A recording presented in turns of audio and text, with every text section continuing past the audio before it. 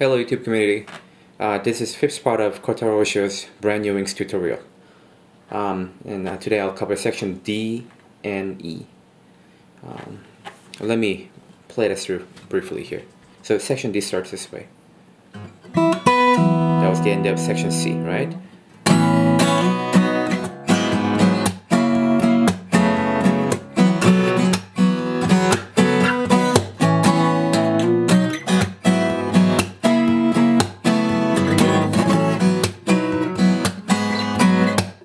That was section E, section D.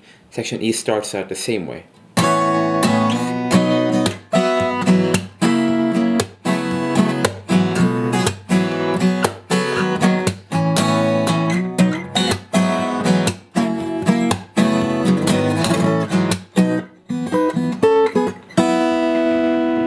So that was section D and E in normal speed. Alright, so let me play this through slowly and give you as much detail as possible. There is a very subtle detail that makes the entire tone of music different in my opinion. So I'll give you the detail based on what I know, based on the book. Okay?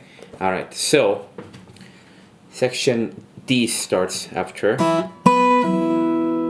pull off. We just did the pull off on section C, right? With the same finger number 2 and finger number 3, you're gonna move just 1 and 2 frets up. So it is holding what? Fret number 9. With finger number 1, you're gonna hold both strings here, string number 5 and number 6 on fret number 8. Okay? Downstroke, palm, and just downstroke only in the bottom part. String number 1, right? But you don't have to just only try to hit string number 1. Just try to hit that area only. Make sure to do the palm together. This is kind of difficult. Sometimes I tend to ignore it, but if you can do it, if you can manage to do it, that'll be great. Okay. I just did a slide. You have to move the same finger 1, 2 frets up. Okay. So finger number 2 and 3. Well. Why don't you look at the notation now? So that's what I'm holding, right? Entire string slam. And you're gonna release finger number 1, move finger number 2 and 3 just 1 fret up. Okay? And with the finger number 2, you're gonna mute string number 3. Okay?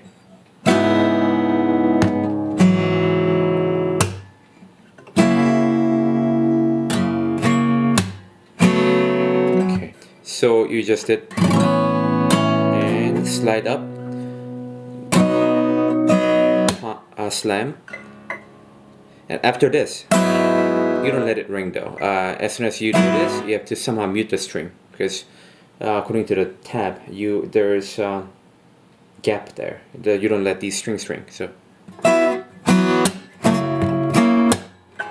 try again.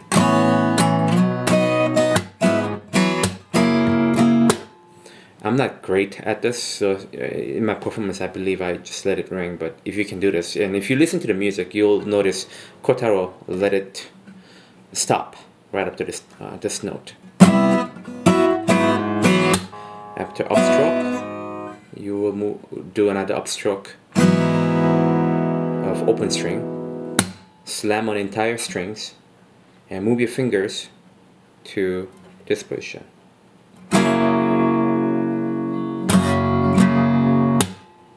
If you notice, after upstroke, you'll do palm and do the downstroke on these top two strings of string number 5 and 6. And upstroke on these 3 strings, slam on these 4 strings only, just this general area of this area. Okay, and you will release these 2 fingers, finger number 2 and 3. Now your finger number 1 is holding string number 4, 5, and 6.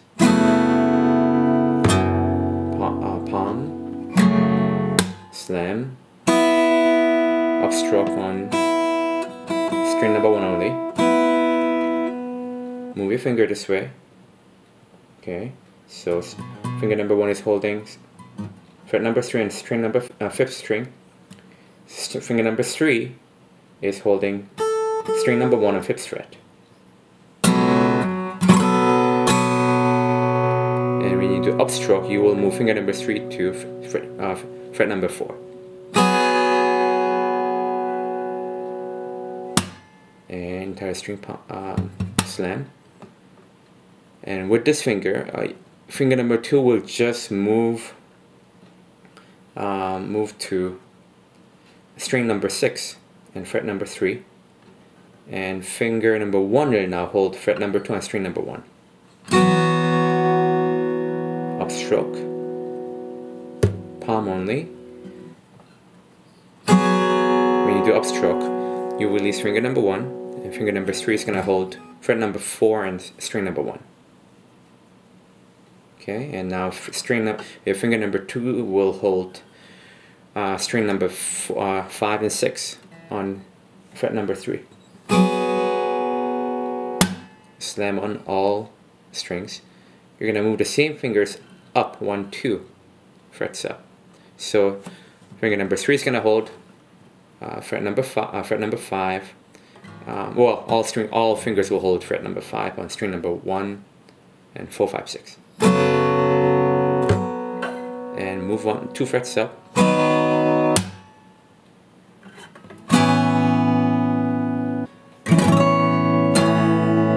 If you want to slide up, that's up to you, but the tab doesn't say you should slide up, so.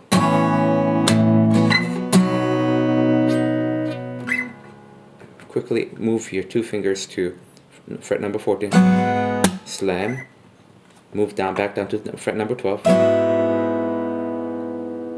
palm,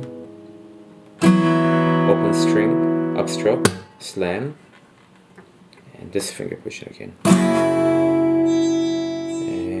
Upstroke. Okay, now you're going to release 2 fingers, and this should be familiar to you. Let's move to fret number 7, and so you would do ras on this position. When you do upstroke, you will move finger number 3 to fret number 9. Slam, and you will move the same finger position 2 frets up. Open string, upstroke, and slam right, and this finger position.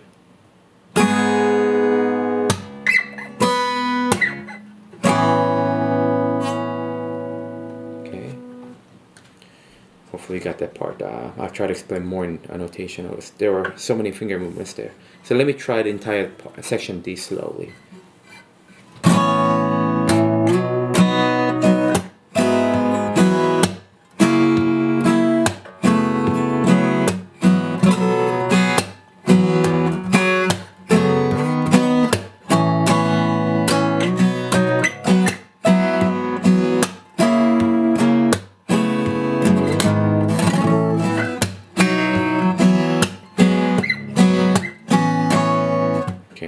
So section E is pretty much the same as section D, except the last part. So the last part, you have to use these 2 fingers, finger number 2 and 3. And when you do that, you will quickly switch to finger number 1 and finger number 3.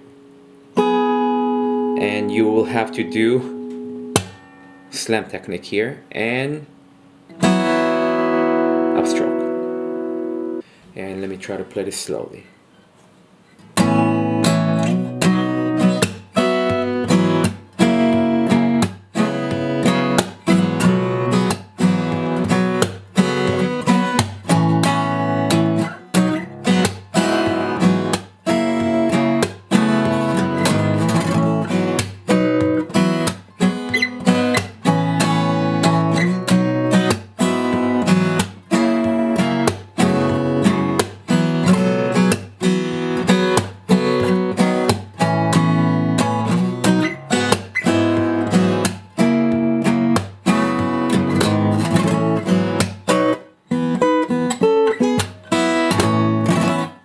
After that, you will start from the beginning, right?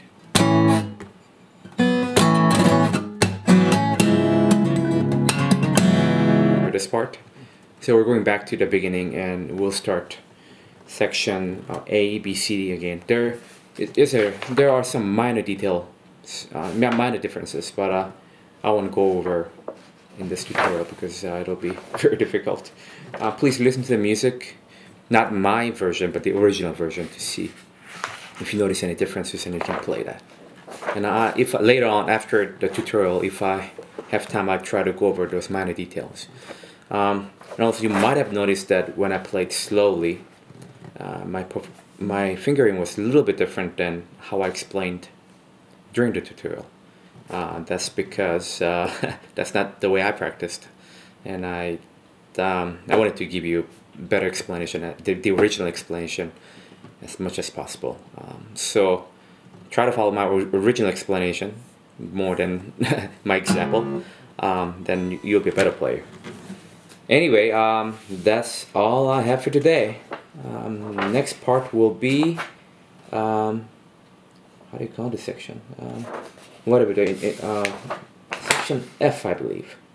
Section F is the part that has really slow strumming. We'll cover this part next time. Alright, thanks for watching.